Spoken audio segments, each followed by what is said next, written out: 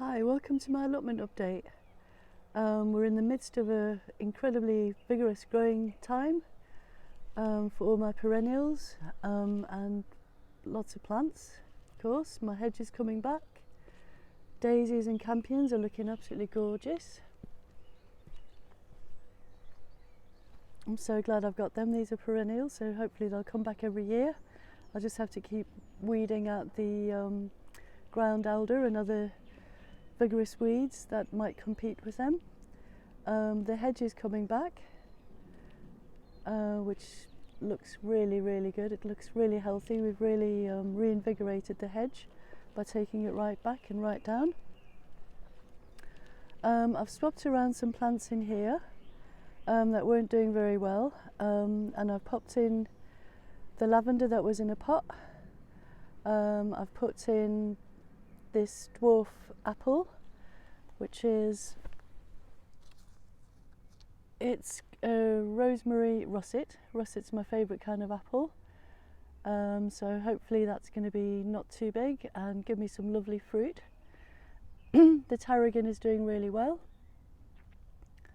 I'm very pleased that my friend gave me that. I have some more lavender in there because I lost my last one last year, my really lovely big one. I've been weeding this bed and trying to, obviously leaving in the plants I want and the wildflower seeds that I've sown. The rose is doing well. I've popped in little seedlings around there which are struggling a bit because it's been so dry. Although I have been watering my seedlings, they wouldn't survive otherwise. I've popped in this lavender here and this thyme that were in pots. Like I said, I swapped them out. This beautiful honeysuckle that was on a friend's plot for years in a pot is looking very happy. The clematis that my friend, a friend gave me the little cuttings, and another friend popped them in a pot for me to help me to get them to strike. These have struck, the clematis there, and they're out there now, and I'm hoping to cover this fence with climbers, and that's going to be beautiful. It'll help my neighbour and I maintain privacy, and also it makes it a really nice sort of garden effect. It feels complete then with climbers in the garden, my allotment garden. The jasmine, I have actually been watering it a bit because it has been very dry, and it does need a bit of extra help. A lot of the seedlings I planted out. It was just before the frost, so I lost the tomatoes and Cape gooseberries, quite a few Cape gooseberries that I planted out. But I have spares in my polytunnel which are doing well, so I'll pop them out soon. So I've reseeded my greens and salads and some more beetroots along here. That lettuce is doing well. I'm just going to wait for it to grow a little bit bigger and then I'll start cropping from it. And there's a salad plantain there which is doing well too, and a couple of other lettuces. The kale, beetroot and spinach are flowering. I'm just going to let them flower and gather the seeds because they need to be pretty fresh seeds to germinate. So I'll be doing succession planting of them when it's in a few weeks' time, or when I can get the new seeds, probably about a month's time, because I want to try and remember to do succession planting so that I don't have lots of crops. I just have a few bits and bobs when I need them. The potatoes are doing well, and as you can see on this cage here, I have pigeon net underneath because the pigeons are the main problems on this plot. And I've also put some shade netting over it so that it protects the crops from any heavy rain that comes after this long period of no rain, and also to help reduce evaporation from the soil. because when I watch programs about people that grow in warmer climates, I notice that they often have these over their crops, and there must be a reason, so I'm trying to adapt to changing growing conditions. So I've popped some over the polytunnel as well, which has made a big difference because it can't get too hot in my polytunnel. I've had to put this netting and these tin cans to protect my plum tree because the pigeons were overnight they stripped loads and loads of leaves, which is incredibly bad behaviour as far as I'm concerned. I know that they probably love them, but it's very, very annoying for me because I actually do want some plums. And because this is quite a young plum tree, it's not been in that long, I have been giving it a bit of water because I think if I want some fruit I need to water it a bit. I don't want the fruit to suffer from lack of water. I think that my pond might have a leak in it, but it's hard to tell because it's been warm and dry. So I have been topping it up. I fill the water butts up from the tap and leave the water in one water butt for at least 3 days before I top this up. And there's been damselflies, there's been a fat-bodied chaser. The newts are really active and they're still in here. Let's see, what else can I show you? So these are some of the wildflower seeds I've sown, and I've also put in some seedlings. That is night-scented stock, which is one of my all-time favourite plants. I popped some runner beans in here into the soil. I mean, they were little plants, and I put them in, but they have been a little bit slugged because I have been keeping this well watered here, and the drawback of moisture is slugs, I guess. I did have a cool dip the other week, which was fantastic, but I haven't filled the bath up today because I'm getting over quite a horrible cold, and I don't want to have cool dips when I'm still recovering from a cold, so hopefully it'll still be warm when I'm feeling better. This keeps giving me food. I do really enjoy the leaves. They take a bit more cooking than the tender stem broccoli, but it's incredibly nutritious and delicious. Let's see here. This blackcurrant has lots and lots of fruits on it. These Cape gooseberries are kind of surviving. They're getting a little bit eaten by slugs in here. I'm guessing it's because lots of clover is keeping in the moisture. But I do have many more plants in the polytunnel, which I will pop out really, really soon and hope for the best. That Cape gooseberry, they got a little bit hit by the frost, but this one survived. This one you can see got a little bit hit by the frost, but it seems to be surviving. I've just pushed all the clover away from them so that the soil underneath them is less attractive for the slugs. Here's some strawberries flowering beautifully, and they have set fruit. So hopefully I'll get some strawberries this year, because I haven't the last few years because of I think squirrels were mainly eating them, and they can't really get in here, thankfully, which is why I've put this net up as well. These raspberries are doing really well. I think they're a summer raspberry, I'm not sure. I need to look up about raspberries, which are summer and winter ones. I mean autumn. This red currant has got lots and lots of fruit on it. There was a Cape gooseberry here which was totally eaten by a slug. This raspberry is doing well. These blackcurrant have struck, and I will be putting them out against the around in the hedging soon, probably in the autumn or next spring, which isn't that soon really. Oh, oops, I'm getting stuck on plants. That Cape gooseberry is kind of surviving. just have to keep an eye on it. My blueberry has lots of fruits on it, and I've been watering it well. This is the original blackcurrant, which is absolutely laden with fruit. It's one of my favourite fruits, so I'm looking forward to that coming down and just eating straight off the plant.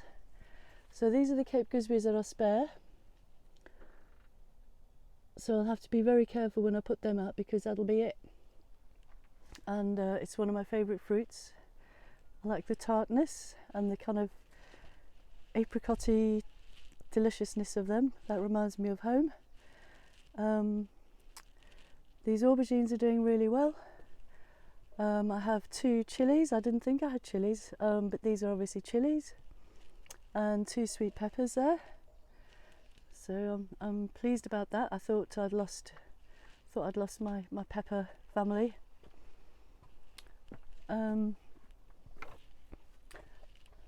I have some watercress, which I really love.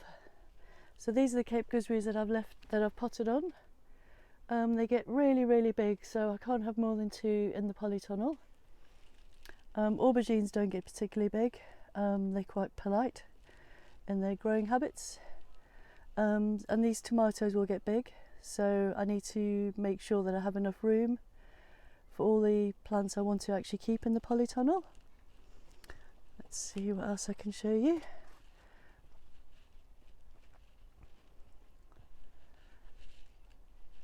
This wild rose is magnificent. It's actually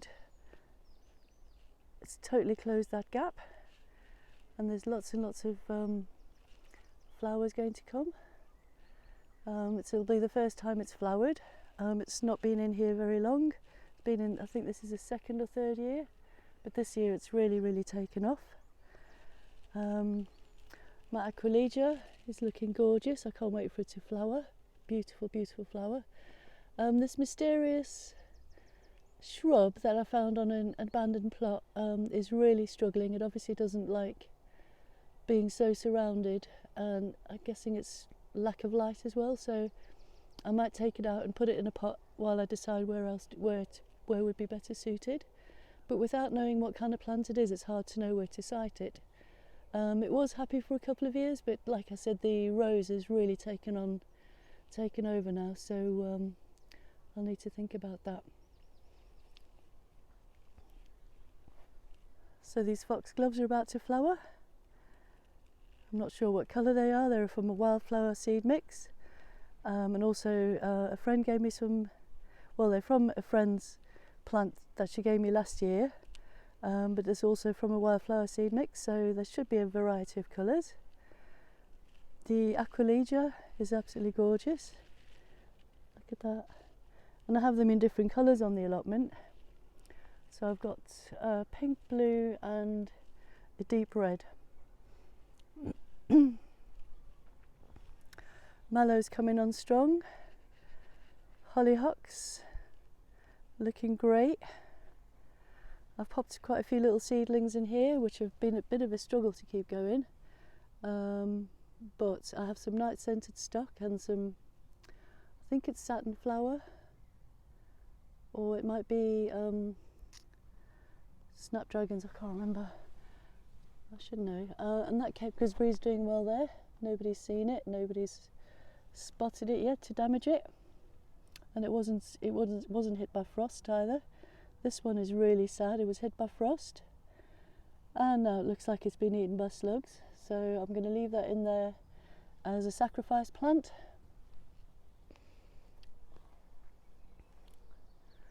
I don't know what else to show you, but there is a lot going on. We've made a lot of progress, my friends and I, on this plot over the last few weeks. I've managed to give away a lot of stuff that I was accumulating that I thought I would need. A lot of stuff has been upcycled to other plots, a lot of the timber I had saved, and all bits and bobs, water butts, all sorts that I don't need. Because if I keep them on here without really needing them, they deteriorate, and I'd rather give them to other people that need them. So these are the plants that I took out of that bed where I replaced them with lavenders and thyme. So the spirea is looking a lot happier. The hydrangea is looking a lot happier than it was. This little so-called hardy fuchsia nearly died in the frost, but it's coming back now.